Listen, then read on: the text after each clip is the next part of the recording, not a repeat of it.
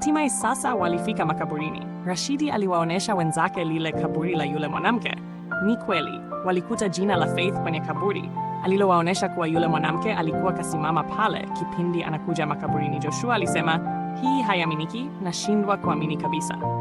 Patrick alisema, sawa, nimeona hilo jina, lakini una uhakika alikutokea au litengeneza picha mwenye kichwani mwako na kufikiri atakuwa anakufuata?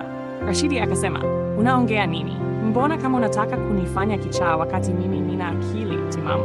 Joshua naye alisema, kiukweli hata mimi naanza kukuona kuwa kichaa, maana haiwezekani mtu amezikwa kaburini useme anakutokea kivipi yani? Patrick akasema, kama haujawa kichaa, kwa nini huyu mwanamke akutokee wewe tu? Kwa nini? Lakini Rashidi akasema, hata mimi najiuliza kwa nini mimi peke yangu ninayeweza kumuona huyu mtu. Wakiwa wanabishana pale, Faith alitokea akiwa kasimama pale juu ya kaburi lake. Rashidi aliwaambia yupo hapa. Patrick alikuwa muoga, aliuliza kifuatana na Joshua kwa swali hilo hilo, unasema? Rashidi alisema, amesimama mbele yetu. Patrick alisema, kumbuka tupo makaburini, ebu acha matani, kuwasiliasi. Rashidi akasema, hivi mnadhani sina kazi ya kufanya? Nije niwachukue huko, niwalete hapa kwa ajili ya utani tu? Patrick akasema, kasimama upande gani? Rashidi alisema, huyu hapo juu ya kaburi lake. Patrick na Joshua walishindwa kuendelea kusimama pale. Walikimbia wanaanguka kama watoto wadogo. Rashidi alibaki mwenyewe makaburini. Mbele yake akiwa kasimama mzimu Faith. Alimgeukia na kumtazama Faith alipokuwa. Kisha akamwambia, acha kunifuatilia, acha kabisa. Angalia, marafiki zangu wanaanza kudhani mimi ni kichaa. Tatizo nini? Shida yako nini? Usinifuate tena. Faith alikuwa anamwangalia tu wala hajibu lolote. Rashidi alimaliza kuongea akaamua kuondoka maeneo ya makaburini. Patrick na Joshua walienda mpaka kwenye gari. Wakiwa wanalalamika kwa ujinga wanaoambiwa na rafiki yao, Joshua alisema, huu ni ujinga gani? Mwanzo nilikuwa nadhani ni utani. Hata kama ni utani, sasa huu ni utani wa aina gani? Sasa naanza kuamini huyu ni kichaa. Wakiwa wanaongea, Rashidi aliingia ndani ya gari. Walianza kumuijia juu wakilalamika, kila mtu alisema la kwake. Alishindwa ajibu nini. Aliwasha gari na kuondoka.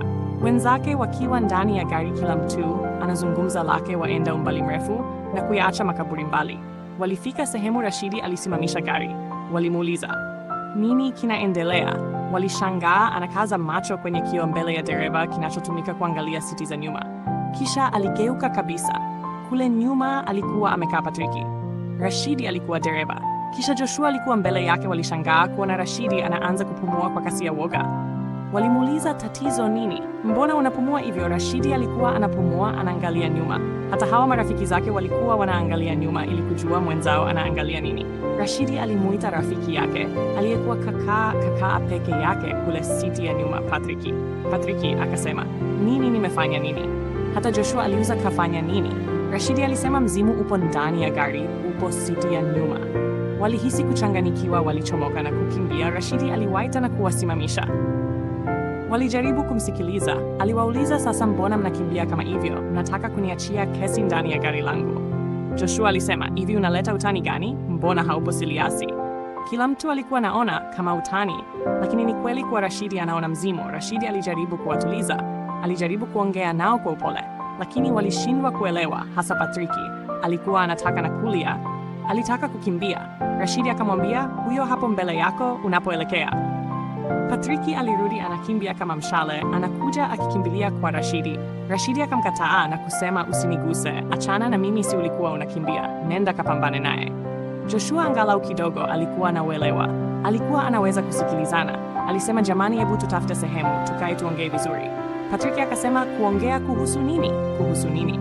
Patrick anaonekana kuogopa sana. Joshua alimuuliza, mbona we mwoga kiasi hicho? Hivi wewe ni mwanaume kweli?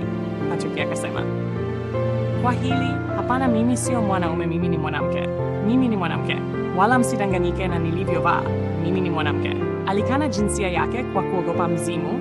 Rashidi alikuwa kimya akitafakari namna ya kufanya, lakini bado hakuwa na majibu. Patrick alisema, hebu tujue ili naishaje, maana hakuna kwenda mbele wala kurudi nyuma. Tunafanyaje? Mimi kwenye gari lenu hamnipeleki.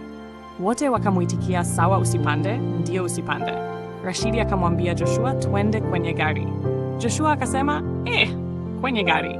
Hata yeye hakuwa tayari ingawa kusema. Patrick akasema, Joshua, wewe si ni mwanaume? Nenda, mimi nimesema sio mwanaume. Yaani hapa ni imekosa matili tu. Rashidi mwenye anaogopa kupanda mwenye gari lake akaweka suluhisho, basi sawa, nini pandeni mbele, mimi nitakaa nyuma. Wote wakakubali kwa hilo. Rashidi akapanda nyuma alipokuwa Patriki mara ya kwanza. Patriki akaja alipokuwa Joshua na Joshua akaamua kuwa dereva. Walipanda, lakini Patriki alikuwa bado ana mashaka, yeye hakupanda. Mpaka wenzake wanasema ingia tuondoke basi. Joshua akiongea hivyo akiwa anaangalia kule nyuma kama anaweza kuona mzimu. Patriki alipanda ingawa kwa uoga sana. Walikuwa hawajiamini wote. Sasa safari ilianza. Safari yao iliwapeleka mpaka baa katika wote. Patriki alionekana kutokutulia. Aliwauliza, sasa hapa tumekuja kufanya nini? Nini tunafanya hapa? Joshua alisema, Patriki, unaweza kunyamaza? Hebu shusha pumzi utulie. Tulia kwanza, Patriki alisema. Nitule kufanya nini? Nitulie kufanya nini? Wakati najua nimeshaingia kwenye matatizo. Joshua alimshauri Rashidi, nadhani nilimzimu ukuache. Jifanye kama hauoni, labda utaacha kukufuatilia. Huu ni ushauri wa Joshua kwa Rashidi.